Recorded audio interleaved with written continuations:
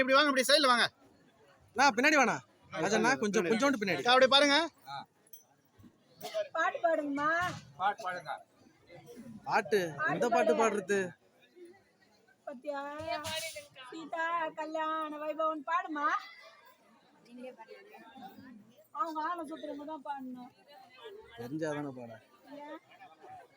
சும்மா தானே போட்டுதல் கட்டுறீங்க. பாடிதாமா ஆகணும். சீதா கல்யாண வைபவன் கார்த்தி மாலை கட்டிக்க, மாலை கட்டிக்க. ஜயா கார்த்தி கல்யாண வைபவம் மாலை போ.